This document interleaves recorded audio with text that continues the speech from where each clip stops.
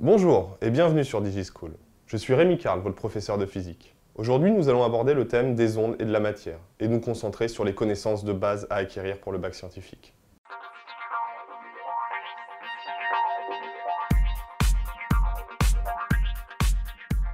Avant de parler d'ondes, il nous faut parler de signal périodique. Qu'est-ce qu'un signal périodique? Un signal périodique, c'est un signal qui va se répéter, dont un motif va se répéter. Et donc, du coup, on peut identifier, par exemple, sur ce signal, une période que je surligne ici en rouge, hop, et qui est le motif qui va se répéter tous les grands t secondes. On va le retrouver ici, puis après, puis après. Et donc, le grand t, donc, qui est ce temps, cette durée entre le début et la fin de, ce motif, eh ben, va définir ce qu'on appelle la période du signal. On retrouve cette période-là, par exemple, ici, qu'on va retrouver peut-être plus facilement entre 2 maximum. On pourrait retrouver aussi entre 2 minimum. Cette période grand T va nous permettre de définir ce qu'on appelle une fréquence qui est donnée en Hertz, ou seconde moins 1, et qui définit, elle, le nombre de périodes par seconde. Donc un signal de 10 Hertz nous dira qu'on aura 10 motifs par seconde. Les ondes sonores et les ondes électromagnétiques maintenant. C'est deux types d'ondes relativement différents. Les ondes sonores sont des ondes qui, comme les ondes mécaniques, vont avoir besoin d'un milieu matériel pour se propager. On dira qu'elles se propagent uniquement dans des milieux matériels. A contrario, les ondes électromagnétiques qui, elles, n'ont pas nécessairement besoin d'un milieu matériel. C'est ce qui les caractérise profondément. Les ondes électromagnétiques, c'est par exemple les rayons du soleil. Les rayons du soleil viennent à nous sans traverser une atmosphère qui est forcément un milieu matériel. Ils traversent des zones de vide relatif, mais du vide qui nous permet quand même de dire que ces ondes n'ont pas besoin de milieu. Les radiations lumineuses maintenant. Les radiations lumineuses, on va les définir comme ceci. On part d'une source qui émet des radiations.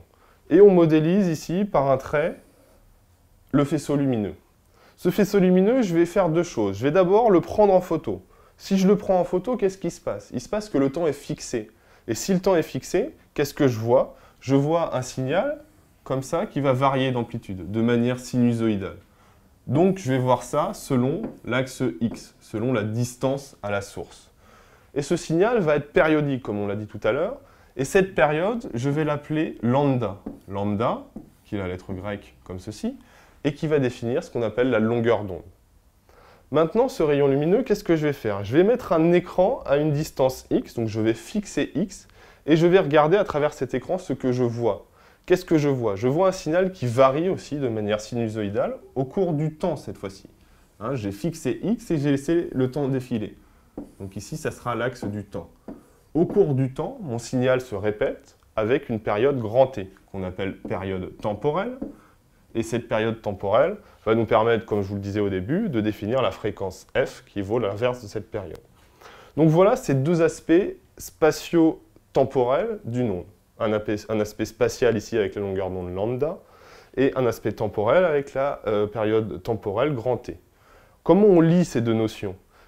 Pour lier ces deux notions, on utilise cette relation-là, qui dit que lambda égale V fois T. C'est-à-dire que la longueur d'onde, donc l'aspect spatial de notre onde, sera égale à la vitesse de propagation de l'onde fois la période T. Donc on relie une grandeur spatiale sur la gauche de cette égalité à une longueur temporelle sur la droite de cette égalité.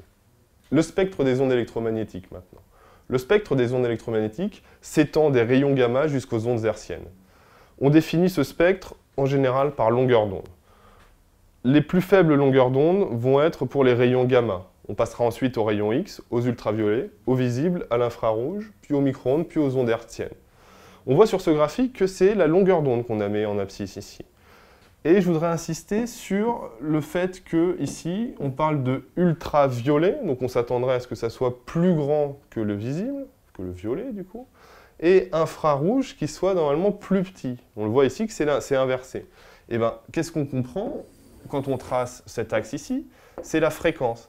La fréquence va elle augmenter par rapport à ce graphique de droite à gauche. Donc quand on passe du violet qui sera ici à 400 nanomètres à l'ultraviolet, on augmente la fréquence. Donc c'est pour ça qu'on l'appelle ultra. Et quand on passe du rouge ici à l'infrarouge, on diminue sa fréquence. C'est pour ça qu'on l'appelle infra. Donc ces termes-là sont plutôt en rapport avec la fréquence plutôt qu'avec la longueur d'onde. Voilà, c'est terminé pour aujourd'hui. J'espère que cette vidéo vous aura été utile. N'hésitez pas à consulter les fiches de cours ou les vidéos présentes sur notre site. À bientôt sur DigiSchool.